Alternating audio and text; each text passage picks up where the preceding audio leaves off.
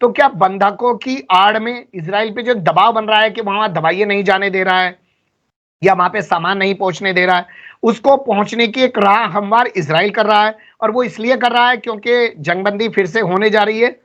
कि नेतन्याहू ने अभी 2 दिन पहले एक बयान दिया, जैसे ही आईसीजे में शुरू हुई, उसने कहा नहीं भैया, हम परमानेंट जो है गाजा पे कब्जा नहीं करने वाले हैं, हम परमानेंट वहां पे रहने वाले नहीं है। जैसे ही हमास खत्म हो जाएगा वैसे ही हम अपनी सेना को वापस बुला लेंगे। और अब वो दवाई भेजने की बात कर रहा है, तो सुर तो बदल रहे हैं ना। मान लीजिए अगर फिलाडेल्फी प्रोजेक्ट पे काम हो गया और मिस्र तैयार हो गया, तो क्या गाजा के लोगों को उठाकर उस 14 किलोमीटर की पट्टी के बीच में रख दिया जाएगा ले जाके? ऐसा लगता है कि हिजबुल्लाह वो वाली लड़ाई लड़ रहा है जिसके बारे में वो पहले से जानता है कि अच्छा मैं सामने वाले को मुक्का दिखाऊंगा तो वो या तो वो खामोश हो जाएगा, या वो चाकू मुझे दिखाएगा, या सामने वाले को मैं अगर चाकू दिखाऊंगा तो वो उधर से तमंचा निकालेगा। क्या आपको ऐसा नहीं लग रहा कि हिजबुल्लाह और इजराइल के बीच में ऐसा ही सब कुछ चल रहा है कि भाई तू इधर से 2 बम मार दे, मैं उधर से 2 बम मार दूं? कि लेबनान में ईसाई हैं इसलिए अमेरिका वहां पे हमला नहीं कर रहा, जो यमन है वहां पे मुसलमान है, बम बरसा दिए जाके। कहा जा रहा था कि ईरान का युद्ध पोत जाके लाल सागर में खड़ा हो गया, लेकिन 2 दिनों में ताबड़तोड़ हमले कर दिए यमन पर। कहां है ईरान?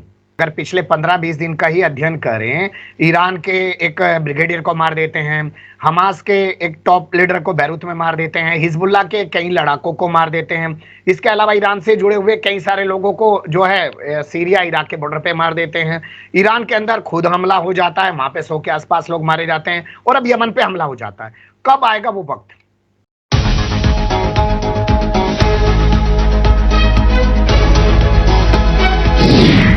धाकड़ खबर, बेखौफज़ुबां, बेबाक अंदाज।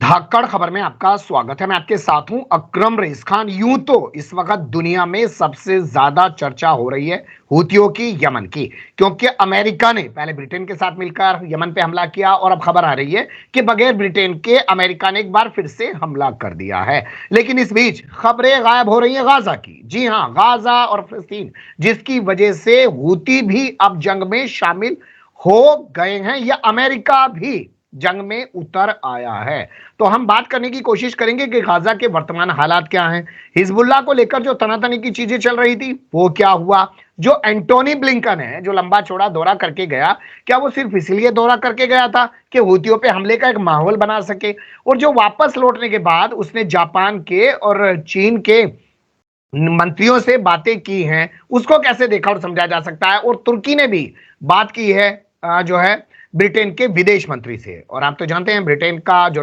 प्राइम मिनिस्टर है वो पहुंच गया यूक्रेन, ये कहने के लिए कि भैया लड़ाई बंद मत करना, जबकि अमेरिका यूक्रेन की मदद करने से साफ अब आगे इनकार कर चुका है। कैसे इन तमाम पहलुओं को देखा और समझा जा सकता है, और इसमें ईरान की जो भूमिका है उसको लेकर जो सवाल खड़े हो रहे हैं, लोग कह रहे हैं कि ईरान का युद्धपोत कहां चला गया, उसको भी समझने की कोशिश करेंगे। हमारे साथ स्काइप के जरिए फिर से एक बार जुड़ रहे हैं मीडिया स्टार वर्ल्ड के संपादक मोहम्मद अहमद काजमी साहब। बहुत शुक्रिया सर वक्त देने के लिए। जी आपका बहुत बहुत शुक्रिया अपने दर्शकों से एक बार फिर मुलाकात कराने के लिए। जी कल 100 दिन पूरे होने जा रहे हैं, आज 99वां दिन हो चुका है। पहले हम बात करेंगे गाजा को लेकर। गाजा का मामला आईसीजे पहुंच गया है। गाजा को लेकर पूरी दुनिया में तरह तरह की रिपोर्ट शाया हो रही हैं, और सब तरफ से आवाजें उठ रही हैं कि जंगबंदी होनी चाहिए। लेकिन इजराइल की तरफ से सिर्फ एक खबर मिल रही है कि भैया हम वहां पे दवाई वगैरह भिजवा देंगे, और वो भी बंधकों के लिए भिजवा देंगे। तो क्या बंधकों की आड़ में इसराइल पे जो दबाव बन रहा है कि वहां दवाइयां नहीं जाने दे रहा है या वहां पे सामान नहीं पहुंचने दे रहा है, उसको पहुंचने की एक राह हमवार इसराइल कर रहा है, और वो इसलिए कर रहा है क्योंकि जंगबंदी फिर से होने जा रही है? जी देखिए, ये इशारा तो एक है कि हमास के और इजराइल के बीच में बातचीत फिर से शुरू हो गई है। जब बेरूत में हमास के पॉलिट ब्यूरो के डिप्टी कमांडर साले अल अरौरी का कत्ल हुआ था, तो उसके बाद कतर के प्राइम मिनिस्टर ने बताया था कि इसके बाद वो बात करने के लिए तैयार नहीं है। 2 दिन पहले इजराइल का एक डेलीगेशन कायरो गया था मिस्र, वहां से भी वो खाली हाथ वापस आया था। ऐसे ही कुछ इत्तलात थी, कोई तफसील नहीं बताई गई थी।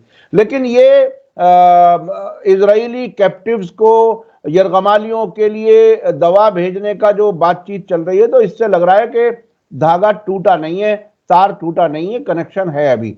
तो ये जो कनेक्शन है, हो सकता है जो आप अंदाज लगा रहे हैं ये किसी हद तक ठीक हो, चूंकि सीज फायर की तरफ ये इशारा तो है। लेकिन क्या हमास ने ये डिमांड बंद खत्म कर दी है कि पहले जंग बंद हो, उसके बाद कैदियों की अदला बदली होगी, या जो उनकी ये डिमांड थी कि गाजा से पूरी तरह से इजराइल बाहर निकले, क्या ये अभी उनकी डिमांड है या वो पीछे रह गई है, ये अभी कुछ मालूम नहीं हो पा रहा है। लेकिन एंटनी ब्लिंकन, आपको याद होगा कि पिछली बार जब वो विजिट पर आए थे, 7 दिन का सीज फायर खत्म हो रहा था और उसके बाद फिर ये कह करके गए थे कि साहब आप ये बड़ी बमबारी बंद करो गाजा में और टारगेट किलिंग शुरू करो। तो वो टारगेट किलिंग भी शुरू हुई और बमबारी जारी रही उसी तरह से। अब हूथियों के खिलाफ जाएंगे हूथियों की तरफ, लेकिन अभी मैं आपको सिर्फ गाजा तक रोके रखना चाहता हूं। माफी चाहता हूं, आपको बीच में रोक भी रहा हूं। ये बात इसलिए कह रहा हूं क्योंकि नेतन्याहू ने भी 2 दिन पहले एक बयान दिया, जैसे ही आईसीजे में शुरू हुई, उसने कहा नहीं भैया, हम परमानेंट जो है गाजा पे कब्जा नहीं करने वाले हैं, हम परमानेंट वहां पे रहने वाले नहीं है। जैसे ही हमास खत्म हो जाएगा वैसे ही हम अपनी सेना को वापिस बुला लेंगे। और अब वो दवाई भेजने की बात कर रहा है, तो सुर तो बदल रहे हैं ना। हाँ हाँ, बिल्कुल सुर बदल रहे हैं। देखिए, अभी 2 दिन पहले जो हिजबुल्लाह ने कुछ डेटा रिलीज किए हैं जिसमें इजराइल के नुकसान की बात बताई है, जिसमें 2000 से ज्यादा इजरायली फौजियों के मारे जाने की बात बताई है। इससे पहले एक इजरायली जर्नलिस्ट ने, जिसने 4700 इजरायली फौजियों के मारे जाने की खबर दी थी, उसका कत्ल कर दिया गया था। तो बहुत सी चीजें छुपाई जा रही हैं इसमें, हमें मतलब बहुत से ऐसे सबूत सामने आ चुके हैं।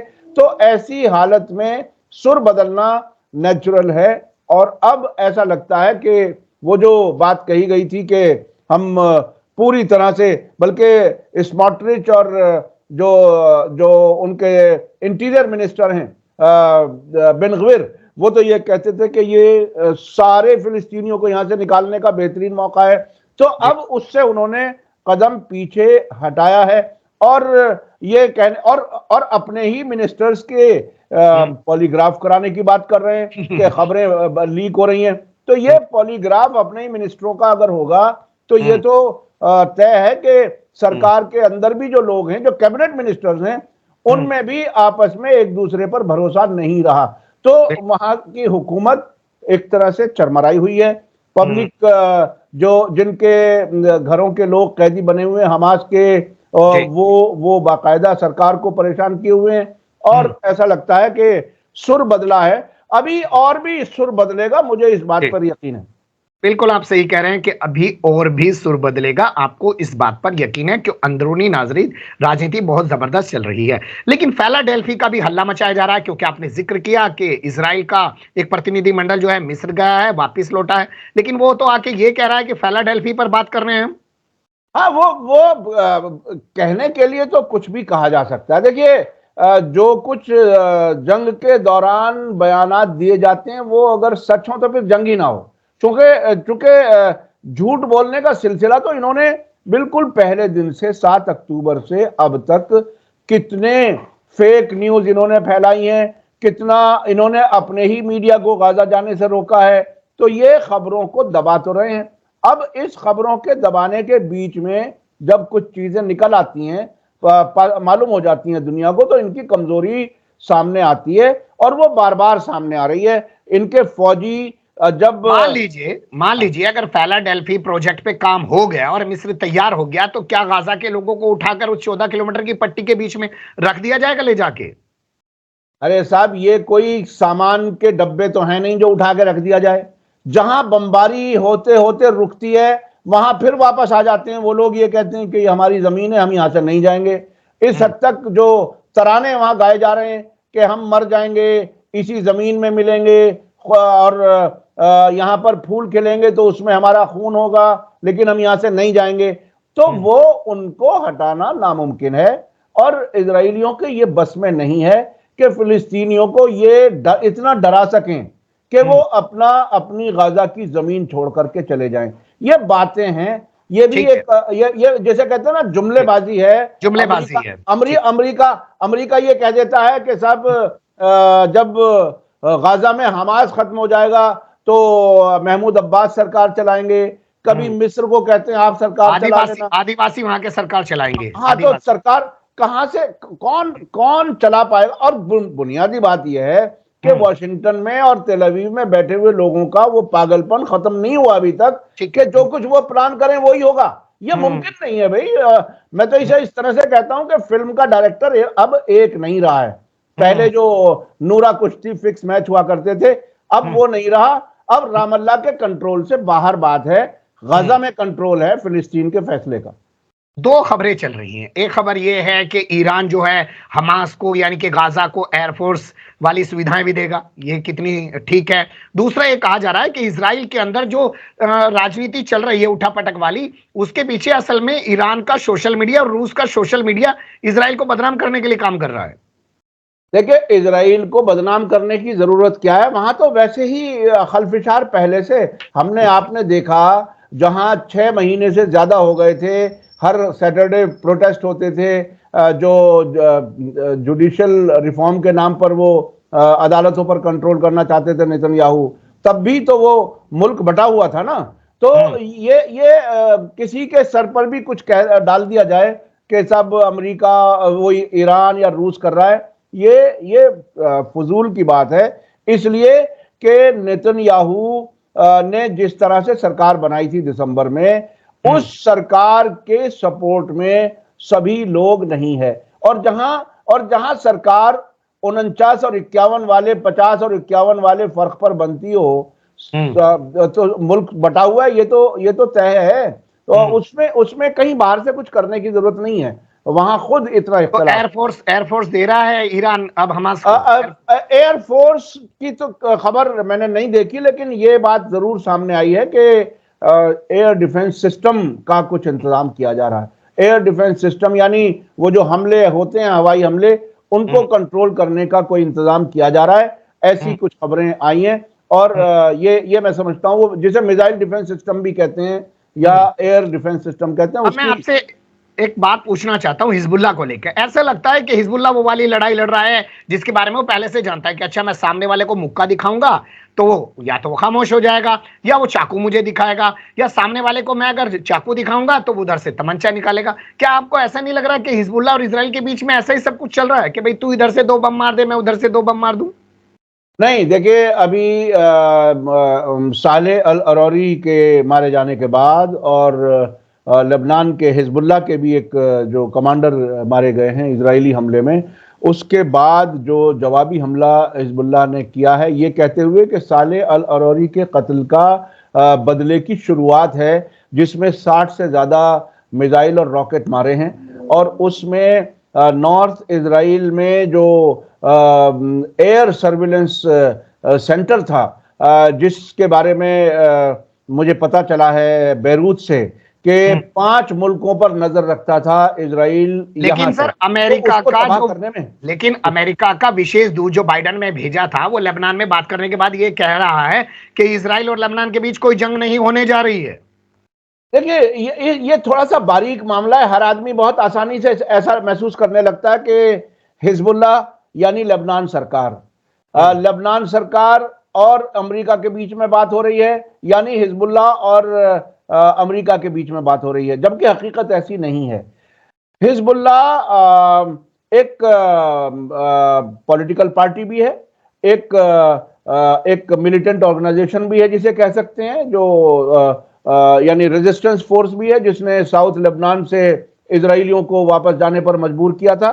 और हिजबुल्लाह के बगैर वहां सरकार नहीं बन पाती, अब कई साल से उस हालत में है। लेकिन फिर भी अमेरिका ये कोशिश कर रहा है मुसलसल कि हिजबुल्लाह को कमजोर किया जाए सियासी तौर पर। वहां की जो हुकूमत है, देखिए वहां की हुकूमत का जो सिस्टम है वो बहुत ही इंटरेस्टिंग है। वहां का प्रेसिडेंट होगा क्रिश्चियन, वहां का प्राइम मिनिस्टर होगा सुन्नी, वहां की पार्लियामेंट का स्पीकर होगा शिया। इस तरह से उन्होंने एक तरह से सेटअप किया हुआ है। लेकिन अब हिजबुल्लाह की ताकत इतनी बढ़ चुकी है, हिजबुल्लाह के नुमाइंदे पार्लियामेंट में इतने आते हैं कि उनके बगैर हुकूमत। तो लड़ाई आगे जा क्यों नहीं रही है हिजबुल्लाह वाली? वहीं रुकी हुई है ना कि मैं तुझे मुक्का दिखा दूं, तू मुझे चाकू दिखा दे, इससे आगे जा कहां रही है सर? मुझे ऐसा लगता है, शुरू में जो पहली और दूसरी तकरीरें हुई थी हिजबुल्लाह के लीडर की, उसमें उन्होंने बताया था कि देखिए हम 8 सितंबर से ही जंग में हैं। दूसरी बात उन्होंने एक तफसील बताई थी कि इजराइल की जो टोटल फोर्स है उसका 1/3 से ज्यादा हिस्सा ठीक है, लेबनान ये के सब बातें बॉर्डर ठीक पर है है। सर, क्या? लेकिन जैसे अमेरिका ने यमन पे हमला कर दिया तमाम देशों को अपने साथ लेकर, ऐसे अभी तक इसराइल पे तो इसराइल भी नहीं कर पाया लेबनान के ऊपर। तो ये कहीं ना कहीं जंग चाहते ही नहीं है, बस ऐसे ही तू भी मुझे एंटरटेन करता रहे, मैं भी तुझे एंटरटेन करता रहूं। नहीं, उतना उतना सिंपल नहीं है।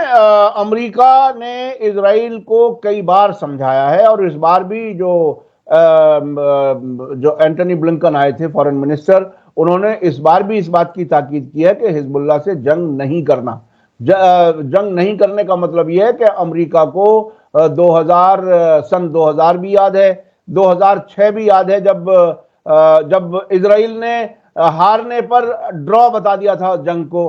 तो वो उस जंग में नहीं यही चाहते। वजह है, और यही हिजबुल्लाह भी, और नहीं, हिजबुल्लाह भी, यही हिजबुल्लाह वजह भी। है जी, हाँ, यही बोलिए। वजह है, या असल वजह यह है कि लेबनान में ईसाई हैं, इसलिए अमेरिका वहां पे हमला नहीं कर रहा। जो यमन है वहां पे मुसलमान है, बम बरसा दिए जाके।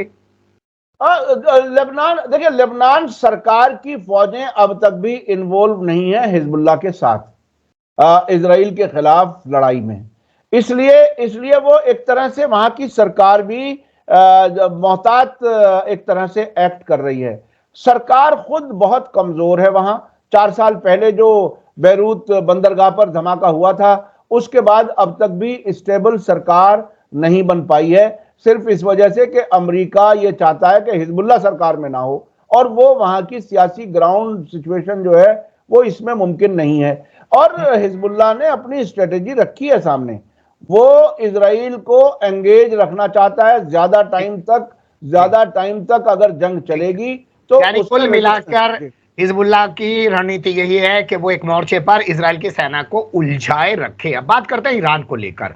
कहा जा रहा था कि ईरान का युद्धपोत जाके लाल सागर में खड़ा हो गया, लेकिन 2 दिनों में ताबड़तोड़ हमले कर दिए यमन पर। कहां है ईरान? अभी देखिए, अब ये तो चीजें समझने वाली हैं कि ये किस तरह से कब रिएक्ट करेंगे, कैसे होगा। ईरान डायरेक्ट अब भी नहीं है। देखिए, पूरी कोशिश अमेरिका और इजराइल की यह है कि किसी तरह से जंग में शामिल हो जाए ईरान खुल करके, और ईरान उसकी एहतियात कर रहा है। वो ऐसा नहीं कर रहा, बल्कि जो और उसके जो प्रॉक्सी ग्रुप्स जिन्हें कहा जाता है, हूथी हैं, वो बहुत मजबूती से इजराइल के जाने आने वाले जहाजों को रोकने का सिलसिला किए हुए। कल और आज में ये 2 दिन अमेरिका ने हमले किए हैं।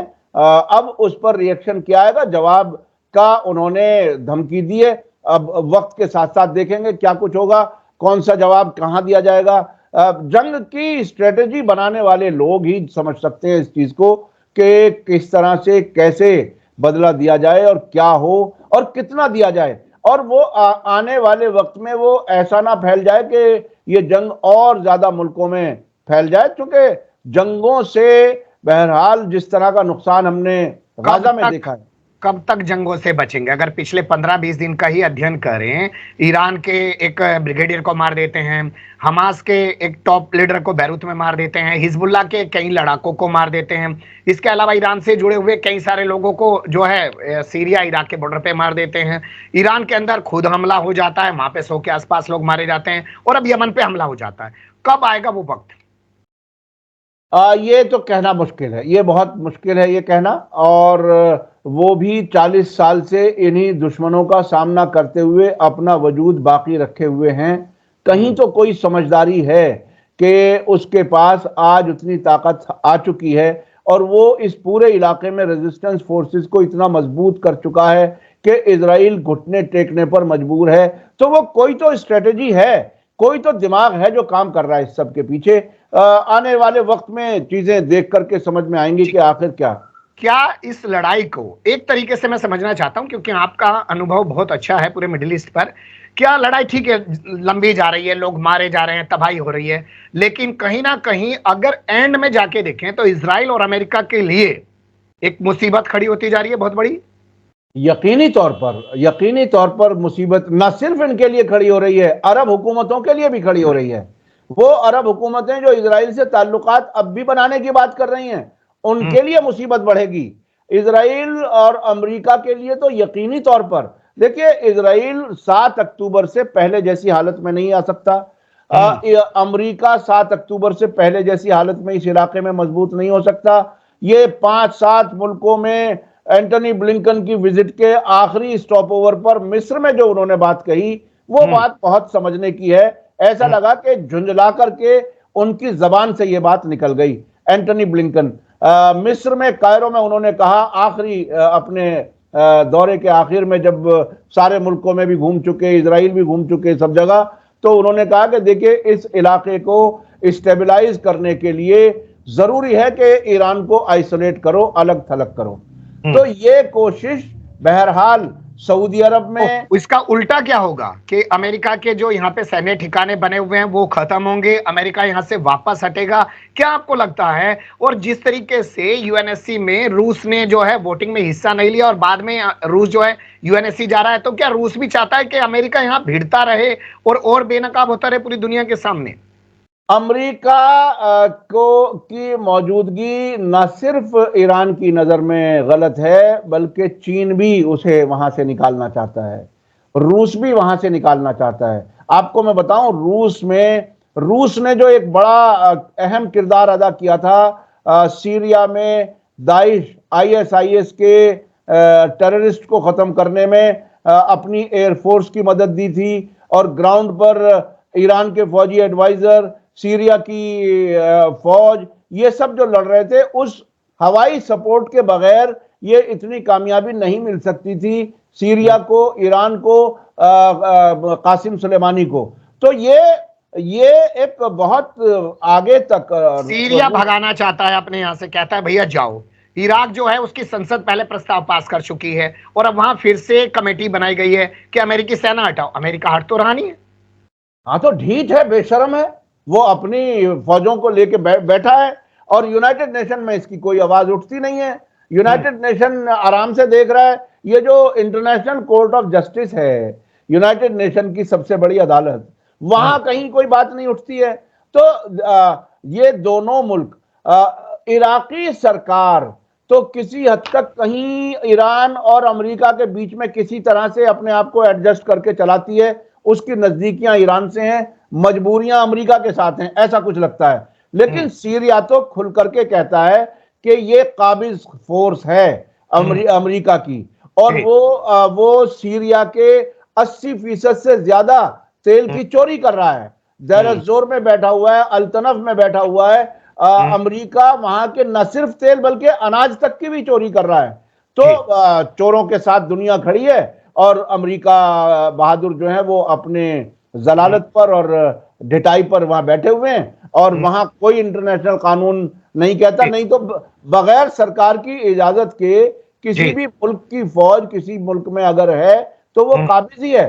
और सीरिया तुर्की की फौज को भी और अमेरिकी फौज को काबिज फौज कहता है। आपको याद होगा 30 किलोमीटर का एक बफर जोन बनाया हुआ तुर्की ने, वो भी वहां बैठा हुआ है, और अमेरिका भी। और वहीं आईएसआईएस के टेररिस्ट बैठे हुए इदलिब में, और इदलिब में तुर्की का एयर डिफेंस सिस्टम उनको बचाने के लिए लगा हुआ है।